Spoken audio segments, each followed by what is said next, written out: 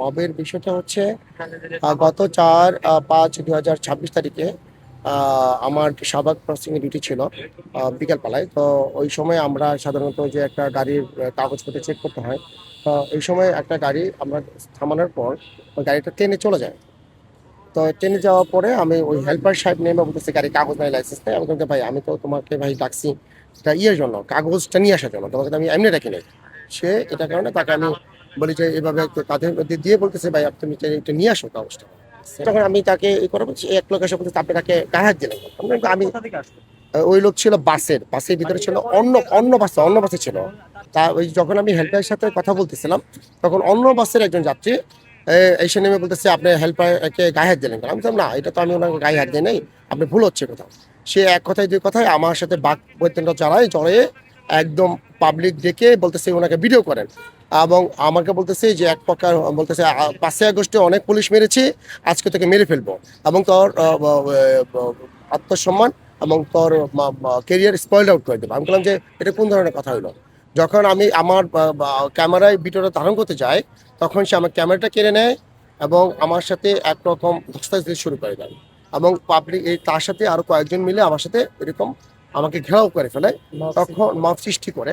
তখন মব সৃষ্টি করার পর আমি নিজেকে বাঁচানোর জন্য বা নিজের আত্মরক্ষার জন্য দণ্ডবিধি 99 ধারা অনুযায়ী আমার আত্মরক্ষা ব্যক্তিগত অধিকার অনুযায়ী আমি আমার পিস্তলটা বের করি নিজের সিচুয়েশন কন্ট্রোলের জন্য। কারণ এই ক্ষেত্রে আমার পিস্তলটা গভর্নমেন্ট দিয়েছে নিজের জানমাল এবং জনগণের জানমাল রক্ষার্থে এবং সরকারি সম্পত্তি রক্ষার্থে। যখন আমার সরকারি সম্পত্তি ওনার পকেটে চলে যায় তখন আমাকে কি এটা আমার সেফটির জন্য আমাকে এই পিস্তলটা ইউজ করতে পারি আমি। তো এই ক্ষেত্রে আমি ওনাকে থানায় সে যাবে না, তাকে যেভাবেই হোক ধস্তাধস্তি করে তাকে থানায় নিয়ে যাওয়া হয়েছে। ও যাওয়ার পরে ওই বিভিন্ন জায়গা থেকে সে ফোন টোন দেওয়ায় এটা মিউচুয়াল জন্য রিকোয়েস্ট করে এবং তার পরিবার এবং পরিবারের সদস্যগণ এসে হাতে বেয়ে ধরে এক প্রকার মোসলাখা দিয়ে সে চলে যায়। কিন্তু হ্যাঁ, তার পরিচয়টা ছিল স্বরাষ্ট্র মন্ত্রণালয়ের সে দপ্তরের অফিস সহায়ক ছিল সে। তো অ্যাকচুয়ালি যদি আমিও স্বরাষ্ট্র মন্ত্রণালয়ের অধীনে, কিন্তু আসলে আমি যদি বা উনি যদি স্বরাষ্ট্র মন্ত্রণালয়ের পরিচয় দিয়ে মানে কোনো দপ্তরের মানিজ্য নষ্ট করতে চাই সেটা তার ব্যক্তিগত ব্যর্থতা। কারণ কি আমি বা উনি কেউই স্বরাষ্ট্র মন্ত্রণালয়ের প্রতিপক্ষ, আমাদের স্বরাষ্ট্র মন্ত্রণালয় আমাদের প্রতিপক্ষ না। কারণ আমি এই অধীনে এই মন্ত্রণালয়ের অধীনে কাজ করি, অবশ্যই এই স্বরাষ্ট্র মন্ত্রণালয়ের প্রতি আমার কি আছে, সম্মান আছে। কিন্তু উনি এটাকে প্রতিপক্ষ বানাতে চেষ্টা করতেছেন উদ্দেশ্য প্রণোদিতভাবে।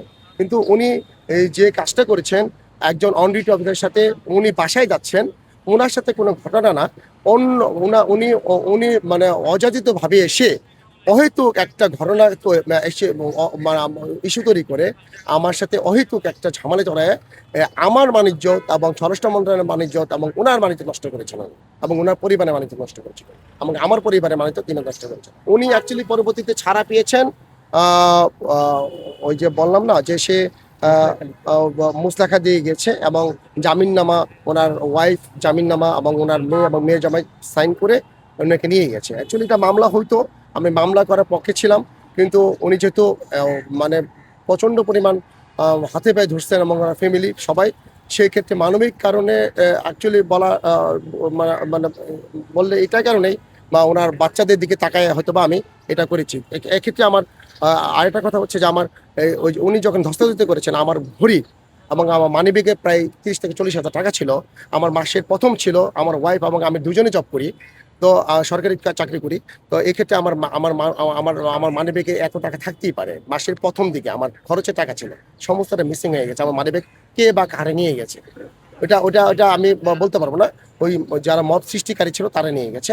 উনি নিয়েছেন নাকি আমি আমি এটা এটা ওটা ওটা ওটা আমি ওনাকে বলতে পারবো না, কিন্তু এটা যারা ভিড়ের মধ্যে ছিল তারা হয়তো আমি নিয়ে গেছে।